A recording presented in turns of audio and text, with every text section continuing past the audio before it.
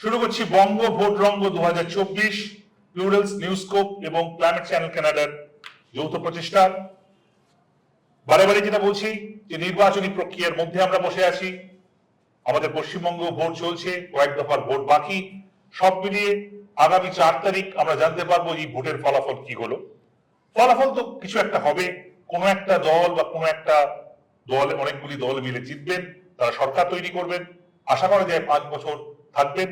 কিন্তু তার পিছনে এই সরকার গড়ার জেতা হারার প্রক্রিয়ার পিছনে প্রশ্ন হচ্ছে যে সাধারণ মানুষ যারা ভোট দিচ্ছেন সেখানে যে বিষয়গুলো, যে লিডিং কোয়েশ্চেন্স গুলো সামনে আসা দরকার সেগুলো কি অ্যাডিকুয়েটলি ডিসকাস হচ্ছে?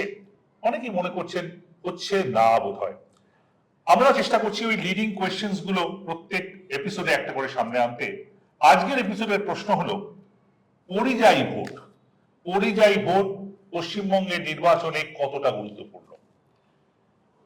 ফিগার বলছে, সরকারি ফিগার, যারা এখানে যে পরিযায়ী ভোট তৈরি হয়েছে, মাইগ্রেশন ভোট, তারা বলছেন যে পশ্চিমবঙ্গ থেকে বাইরে কাজ করতে যান এরকম প্রায় 22 লক্ষ শ্রমিক আছে।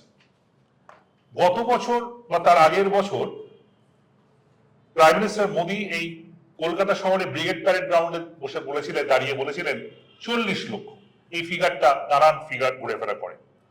এই যে একটা ফিগার, এটা ইম্পর্টেন্ট, কেননা 2019-এ তৃণমূলের খারাপ পারফরমেন্স এবং 2021-এ তৃণমূলের ভালো পারফরমেন্স, এই দুটোকে তফাৎ করতে গিয়ে অনেকেই মনে করছেন যে পরিযায়ী ভোট সেটা অপারেট করেছে। 2019-এ তৃণমূল এবং বিজেপির মধ্যে গ্যাপ ছিল 16 লক্ষ, 2021-এ 60 লক্ষ। এর খানিকটা পরিযায়ী শ্রমিকদের ভোটে হয়েছে বলে মনে করা হচ্ছে। এবারে কি হতে চলেছে? এবারে কি পরিযায়ী ভোট সেভাবে অপারেট করবে, কাজ করছে? এইটা আমাদের মূল প্রশ্নের জায়গা, আলোচনার জায়গা। আমার সঙ্গে রয়েছেন আমার ঠিক ডান দিকে সৌমিত্র দস্তিদার, লেখক এবং ফিল্ম মেকার। একেবারে ডান দিকে রয়েছে নবদত্ত, সমাজকর্মী, এই বিষয়টা নিয়ে কাজ করেন। আমার বাম দিকে রয়েছে জয়জিৎ, বন্ধু জয়জিৎ দাস, সাংবাদিক ও গ্রাউন্ড লেভেলে অপারেট করছে। আমরা এই আলোচনাটা আগামী 15-16 মিনিট এটাই চিন্তা করার চেষ্টা করবো যে কি হচ্ছে। পরিযায়ী শ্রমিক এবং মুসলিম পপুলেশন অনেক ক্ষেত্রেই মিলেমিশে যায়, আমরা এর আগে আলোচনায় সেটা দেখছিলাম। আপনার কি মনে হয়, সরাসরি জিজ্ঞেস করি, যে পরিযায়ী শ্রমিকরা বিশেষ করে মালদা, মুর্শিদাবাদ, যেখানে একটা বর্ডার কনস্টিটিউয়েন্সিস, সেখানে কি পরিযায়ী শ্রমিকরা ফিরছেন এবং ভোট দিচ্ছেন? বিজেপির যে ন্যারেটিভ সেটার কোনো একটা জায়গায় তাদের ট্রিগার করছে কি এসে ভোট দিতে, নাকি কি হচ্ছে? না, আমার ঠিক উল্টো মনে হচ্ছে যে এবার আমার মনে হচ্ছে ভোট অনেকেই আসছেন না বা হচ্ছে না। গোটা ভারতবর্ষেই যা ছবিটা হয়েছে তার ফলে কি হয়েছে, পশ্চিমবাংলার ভোট দিতে গেলেও তাদের একটা সমস্যা হচ্ছে, চাকরিতে ছুটি পাচ্ছে না। এবং কালচারটাই এমন হয়ে গেছে যে তুমি 5 দিন তুমি ছুটি করবে এটা হবে না। ফলে আপনি ধরে রাখুন, এক কথা যে 22 লাখ হোক, 23 লাখ হোক, 24 লাখ হোক, তারা কিন্তু অনেকেই কিন্তু ভোট দিতে এবার আসতে পারছে না। একটা কথা জিজ্ঞাসা করি, যে নর্মালি পরিযায়ী শ্রমিকদের অনেকেই কিন্তু ঈদের সময়, যারা মুসলিম ধর্মাবলম্বী, তারা আসেন। এবারে কিন্তু ফেজ 1টা সঙ্গে ঈদের ফেস্টিভ্যালের খুব তফাৎ ছিল না। অনেকে আবার বলছেন যে হ্যাঁ, ওই ফেজ 1 খানিকটা ফেজ 2, সেখানে ওই ঈদের সময় এসে তারা ভোটটা দিয়ে যাওয়ার কথা। সেরকম কি কিছু ইন্ডিকেশন পাচ্ছেন? সেটা ঠিকই যে ঈদের কাছাকাছি যে জায়গাগুলো ছিল, যেগুলো ভোট হয়েছে, সেখানে কিন্তু তুলনায়, যদিও কিছুক্ষণ আগে অন্য একজন বলছিলেন যে 1 লক্ষ মুর্শিদাবাদেই তারা আসেনি বা আসতে পারেনি, কিন্তু এইটা আমি খুব একটা নিশ্চিত না। প্রশাসনের ক্ষেত্রে কি খবর আছে আমি বলতে পারবো না, কিন্তু যেটা আপনি বললেন আমি সেটা দেখেছি যে ঈদকে করে আমার মনে হয় আমি মুর্শিদাবাদে যখন যাচ্ছিলামও, তো একটা কাজের পেতেই, তো তখন দেখলাম যে প্রচুর সেই মানে যে ট্রেনগুলো ফাঁকা যায় আর কি, সেই ট্রেনে একটা 3 ধরনের জায়গা। আমি জিজ্ঞেস করলাম কোথা থেকে আসছো, কেউ দিল্লি বা কেউ অন্যান্য জায়গা থেকে, তাদের কিন্তু একটা জায়গা ছিল ভোটটা দেওয়া। আমি আরেকটা জিনিস আপনাকে আমি জাস্ট হয়তো একটু অপ্রাসঙ্গিক, এই যে পরিযায়ী যে শ্রমিকদের না, এখন দুটো জিনিস তো দেখা যাচ্ছে। এক হচ্ছে অর্থনীতি যদি খুব ভালো চাঙ্গা থাকতো তাহলে কিন্তু কেউ বাইরে যেত না। সেই পরিযায়ীদের আপনি একেবারে ধরুন একেবারে চামড়ার কাজ করে কি সোনার কাজ করে তেমন যেমন হয়, আবার দেখবে যে বাইরে গিয়ে যারা কর্পোরেটে আছে তারাও কিন্তু বাংলায় সেই জায়গাটা পাচ্ছে না বলে তারা পরিযায়ী। আর একটা আপনাকে বাধ্য হয়ে 1 সেকেন্ড নিচ্ছি, এই পরিযায়ীদের নিয়ে যদি আপনি খুব একাডেমিক্যালি স্টাডি করেন না, যেটা অর্থনীতি বললাম, এর সঙ্গে আমাদের দেশভাগের সম্পর্ক আছে। সীমান্ত এলাকাগুলোতে মানে 90-এর পর্যন্তও কিন্তু এত কড়াকড়ি কিন্তু ছিল না, তার কাটা ছিল না। আপনি যদি পাড়া যান, আপনি যদি কানাপাড়া যান, সেই সব জায়গায় যখন থেকে এই তথাকথিত প্রশাসনিক জায়গা তৈরি হয়ে গেল, বাধা তৈরি হয়ে গেল, ব্যাপারটা কঠিন হয়ে গেল। তখন কঠিন হয়ে গেল, কারণ তারা বাধ্য হয়ে ওখানে সীমান্তের কোনো কাজ পাচ্ছে না। আমি কিন্তু চোরাচালান বলছি না, খুব স্মুথলি হতো, ওদিক দিয়ে বেগুন আসতো, এপাশ দিয়ে এখন তো বাইরে যেতে হচ্ছে। বাইরে যেতে হচ্ছে। এইটা কিন্তু বড় সমস্যা, ট্রিগার করছে। নবদা, এই যে পরিযায়ী শ্রমিক এবং তাদের political importance in terms of election, এটা অনেক ক্ষেত্রে আবার দেখা যায় যে, শোনাও যায় যে পার্টি যারা মনে করছেন পরিযায়ীরা তাদের হয়ে ভোট দেবেন, তাদের আনানোর বন্দোবস্ত করে। এই পুরোটাকে কেমন করে দেখছেন? এটা পঞ্চায়েতের ক্ষেত্রে এটা বেশি কার্যকর, ঠিক, কিন্তু লোকসভা বিধানসভার ক্ষেত্রে অতটা নয়। আর বিশেষ করে 2019 সালের পর যে পরিস্থিতি সারা দেশের তৈরি হয়েছে, তাতে যারা কাজে একবার গেছেন, ফিরে গেছেন 2021 পরবর্তী সময়, তারা চাইলেই ছুটি পাচ্ছেন না। এটা হচ্ছে খুব গুরুত্বপূর্ণ। কারণ ধরুন, একদিকে যেমনি পরিযায়ী শ্রমিক বাইরে থেকে আসছেন, তেমনি আবার মানে বাইরে যারা কাজ করতে গেছেন তারা আমাদের এখানে আসবেন, তেমনি একইভাবে আমাদের রাজ্যের বাইরে থেকে যারা এসে কাজ করছেন মিল সহ বিভিন্ন জায়গায়, তারাও যে ভোট দিতে যেতেন এখন আর কিন্তু যাচ্ছেন না। অর্থাৎ এইটা কিন্তু ক্রমশ কমছে। অর্থাৎ ভোট দেওয়ার ক্ষেত্রে যদি তাদেরকে অর্থনৈতিকভাবে সেই নিরাপত্তা না দেওয়া যায়, ফলে কর্মসংস্থানের নিরিখে যা অবস্থা এখন একটা সংকট তৈরি হয়ে আছে। আর বেনিফিটের প্রশ্নটা যেভাবে পঞ্চায়েতে যুক্ত আছে, যেভাবে পঞ্চায়েতে এখন যেভাবে টাকাটা রোল করে, সেটা বিধানসভা বা লোকসভায় করে না। একজন বিধানসভার বিধায়কের হাতে ওই টাকা নেই, লোকসভায় সাংসদের হাতে ওই টাকা নেই, যে টাকাটা পঞ্চায়েতের হাতে আছে। একটা পঞ্চায়েত প্রধান যে পরিমাণ কাঁচা টাকা খরচা করতে পারে সেটা এরা পারেন না, সেটা এদের হাতে নেই। এদের এখন এদের হয়ে অন্যরা করবে, একটা রাজনৈতিক দল, সেই মেকানিজমটা উপস্থিত। দুই হচ্ছে, আমাদের এখানে বিজেপি কোনো মতেই, কারণ 90% বেশি হচ্ছে এরা মুসলমান যারা কাজ করতে গেছেন, তাদেরকে আনার কোনো দায়িত্ব বিজেপি নেবে না, তাহলে নিতে হবে অন্য দলকে। বামপন্থী অথবা এরা নেবে। এখন বামপন্থীদের এটা, তারা মূলত তাদের বাড়ির লোককে মোটিভেট করার চেষ্টা করছে। এখন তৃণমূলের এই মুহূর্তে আমার যতদূর ধারণা, তৃণমূল এই চেষ্টাটা চালায়, গতবারের নির্বাচনে এবারেও চালাচ্ছে। এবারে কথা বললে বোঝা যায় চালাচ্ছে। চেষ্টা চালালেও চেষ্টা তারা সফল হয়। যদি একটা জিনিস এখানে একটা পলিটিক্যাল অ্যাঙ্গেল যোগ করার চেষ্টা করি, সেটা হচ্ছে সিএ। এক্ষুনি নবতা বলছিলেন যে পরিযায়ী শ্রমিকদের একটা বড় অংশ মুসলিম, সুতরাং এইভাবে তো আলাদা আলাদা করে ফ্র্যাগমেন্ট করা যায় না, দে অপারেট ইন ইউনিসন। তো সেই জায়গায় দাঁড়িয়ে সিএ এটা কি মানে নর্মাল ট্রেন্ড? হ্যাঁ ঠিকই যে লোকসভা নির্বাচনের সময় তারা অতটা আসতে চান না, এবং একটা যেমন তাদের টাকা খরচ করে আনার ব্যাপারটাও আছে, পাশাপাশি নবদা আরেকটা ব্যাপারও আছে যে ওই আমার গ্রামে আমার বাড়ির যে পঞ্চায়েতের ফেসিলিটি গুলো এনশিওর করার জন্য আমায় একটু আসতে হবে, আমায় মুখ দেখাতে হবে, আমার ভোটটা দিতে হবে, এটা অপারেট করে গ্রাউন্ড লেভেল। কিন্তু সিএ এটা কি এবারে ওই ইকুয়েশনটাকে খানিকটা হলো পাল্টাতে পারে বা পাল্টাচ্ছে বলে তোমার মনে হয়? সিএ হয়তো পাল্টাতে পারে। এখানে আমাদের একটা জিনিস মনে রাখতে হবে যে সিএ যে শুধু মুসলমানদের এফেক্ট করবে এরকম ভাবার কোনো কারণ নেই। কিন্তু তারা তাই ভাবছেন, ভাবনা ডমিনেন্ট ভাবনাটা সেটাই যে সিএ মুসলিমদেরই এফেক্ট করবে, হিন্দুদেরও করতে পারে এবং করবে টেকনিক্যালি দেখতে। মুসলমানদের ক্ষেত্রেও যদি বলি, এবং আগে পরিযায়ী শ্রমিক মানে শুধুই যে মুসলমানরা বাংলা থেকে কাজ করতে যাচ্ছে তা তো নয়, সবাই যাচ্ছে। আমি ভারতবর্ষের বিভিন্ন জায়গায় আমি দেখতে পেয়েছি, এবং এটা শুধু পশ্চিমবাংলার সমস্যাও নয়, পুরো পূর্ব ভারতের এটা একটা অর্থনৈতিক সংকট বলা যেতে পারে। সিএতে ফিরে আসছি। এবার যদি সেইভাবে কেউ ভেবেও থাকেন, কিন্তু তিনি ভোট দিতে ফিরতে পারবেন কি, সেটা একটা ফ্যাক্টর হয়ে যায়। যে কথাটা বলছিল। হ্যাঁ, এখানে একটা জিনিস আমাদের মাথায় রাখতে হবে যে কোভিড পরবর্তী ভারতে কাজের জায়গার নেচারটা কিন্তু পাল্টেছে, আগের থেকে আরো বেশি মুশকিল হয়ে গেছে, এটা একটা ফ্যাক্টর। দ্বিতীয় কথা, যাতায়াত করা এখনকার দিনে আরো অসুবিধার কারণ হয়ে দাঁড়িয়েছে। ট্রেনের ভাড়া বৃদ্ধির কথা আমরা কেন আমাদের প্রাইম মিনিস্টার বলেছেন যে আমরা ট্রেন বিনা পয়সা ট্রেনে করে নিয়ে আসবো ভোট দেওয়ার জন্য, এই স্টেটমেন্ট আছে। মানে ইনফ্যাক্ট আমি একটু বলি, তোমরা যে কথাটা বলছো যে আপনারা দয়া করে ভোট ভাগ করবেন না, একটি ভোট অন্য কাউকে দেবেন না, এরকম নানান কথার সঙ্গে সঙ্গে পরিযায়ীদের ব্যাপারটা বারবার করে চিফ মিনিস্টার বলছেন, প্রাইম মিনিস্টার তার বক্তৃতায় বলছেন। তার মানে তারা কিন্তু সবাই অ্যাড্রেস করছেন ইস্যুটা। আমরা দেখুন কোভিড এর সময়, কোভিড চলাকালীন আমরা দেখেছি নিউ জলপাইগুড়ি থেকে, শিলিগুড়ি থেকে বাসে করে লোকে কাজ করতে বম্বে শহরে ফেরত যাচ্ছে।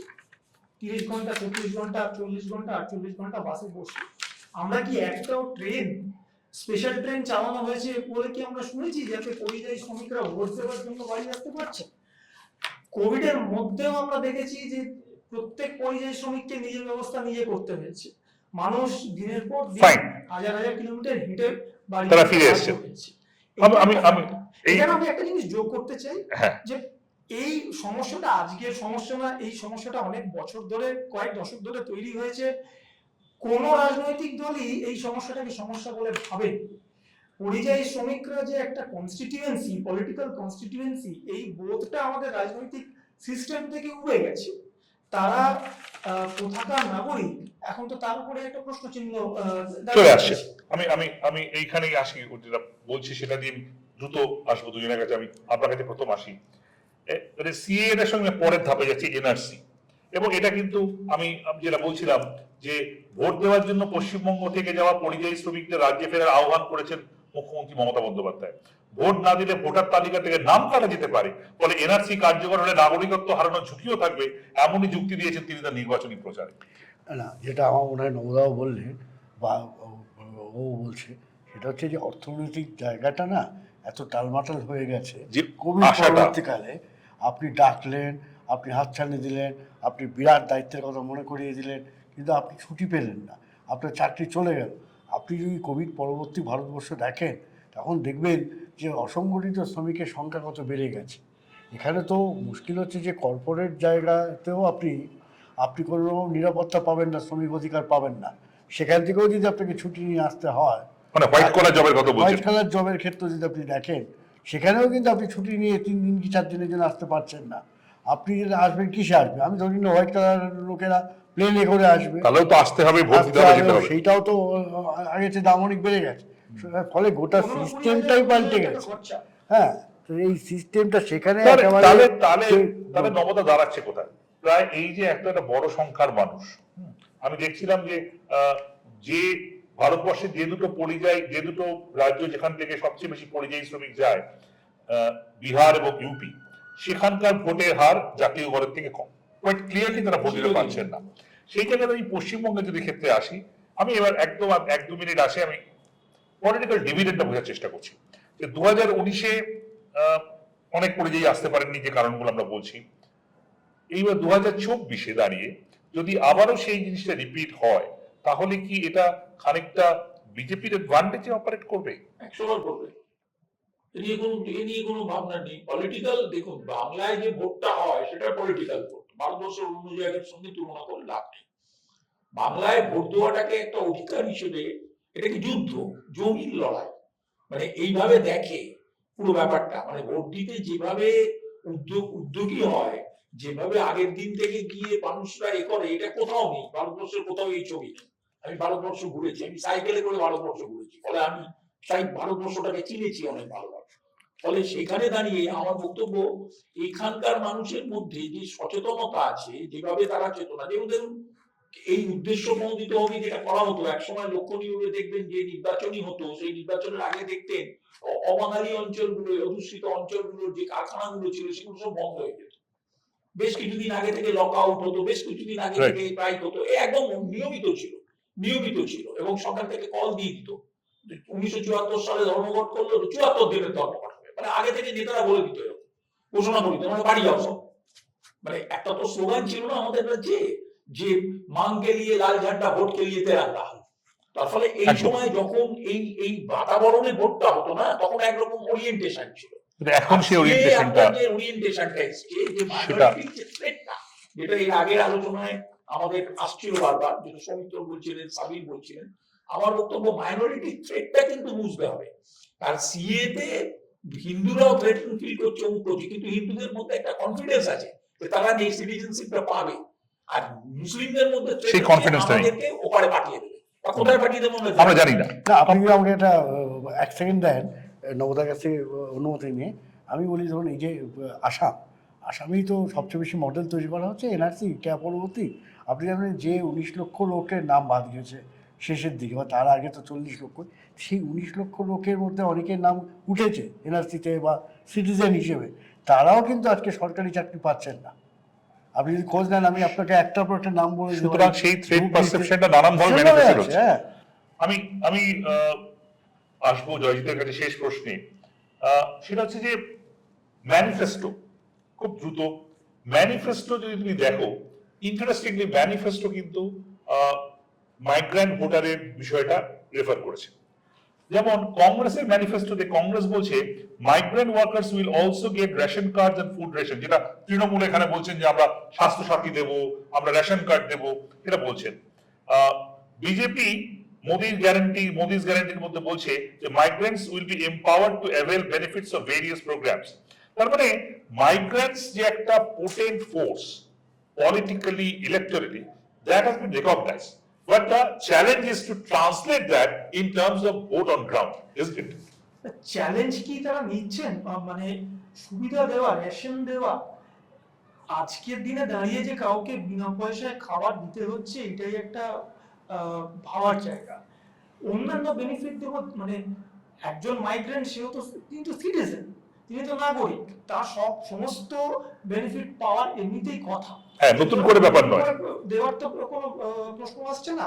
প্রশ্ন যেটা আসছে যে আমাদের পরিযায়ী যে শ্রমিকরা আছে, এনি ফর্ম অফ মাইগ্রেন্ট, তারা সিটিজেন হিসেবে কি এক থাকছেন, মানে সমান জায়গায় থাকতে পারছেন? আজকে আমাদের এখানকার একজন যদি মানে ইকুয়ালিটি তারা পাচ্ছেন কিনা, ইকুইটি পাচ্ছেন হ্যাঁ, কিনা, আমার তো মনে হচ্ছে না যে পাচ্ছেন বলে, পাচ্ছেন জায়গায় থাকছে। আজকে যদি আমি একজনকে দেখি যিনি ব্যাঙ্গালোরে গিয়ে কাজ করছেন বা গুজরাটে গিয়ে কাজ করছেন, তার তো সেখানে ভোট নেই, আর এখানে ভোট যেখানে আছে সেইখানে হয়তো আসতে পারছেন না, যেখানে থাকছেন সেখানে তার কোনো সেন্স না। এবং এইটা বছরের পর বছর আরো বৃদ্ধি পাচ্ছে। সুতরাং এই কিছু বেনিফিট পাইয়ে দেওয়ার ব্যাপার দিয়ে কিন্তু ওভারঅল লং টার্ম কোনো এইটা সে অর্থে হচ্ছে না। সলিউশন। আমার মনে হয় যে আলোচনাটা আমরা করলাম, আমি এখানে একটা ইন্টারেস্টিং কমেন্ট দেখতে পাচ্ছি। Nasrin Chowdhury, professor of political science at Delhi university, উনি বলছেন যে we may see new policies being crafted for travel, social security and perhaps for electoral reforms so that like government servants these migrant workers are able to use postal ballots to vote for candidates back home instead of traveling and possibly losing out on incomes. এটা ভাবার সময় এইটা নাসরিন চৌধুরী বলছেন। এটা ভালো। আমার মনে হচ্ছে যে হয়তো পরিযায়ী শ্রমিকরা এইবারের ভোটেও অন্যবারের মতো খানিকটা ব্রাত্যই থেকে যাবে। এই ভোট প্রক্রিয়ায় এই এত লক্ষ লক্ষ কোটি মানুষের হয়তো রিফ্লেকশন, তাদের মনের ধারণা, মনের ইচ্ছা রিফ্লেকশন হবে না, কিন্তু কোথাও একটা রেকগনিশন, হয়তো সংখ্যার চাপে পড়ি একটা রেকগনিশন হচ্ছে সামাজিক ক্ষেত্রে, সেটা পলিটিক্যাল ডিসকোর্সেও আসছে। এবং হয়তো আগামী দিনে যে প্রশ্নটা আমরা বলেছিলাম, যে শুরু করেছিলাম পরিযায়ী ভোট কতটা গুরুত্বপূর্ণ বলে একটা কোয়েশ্চেন মার্ক দিয়েছিলাম, হয়তো আগামী দিনে এই আলোচনা করতে গেলে আমাদের বলতে হবে পরিযায়ী ভোট গুরুত্বপূর্ণ।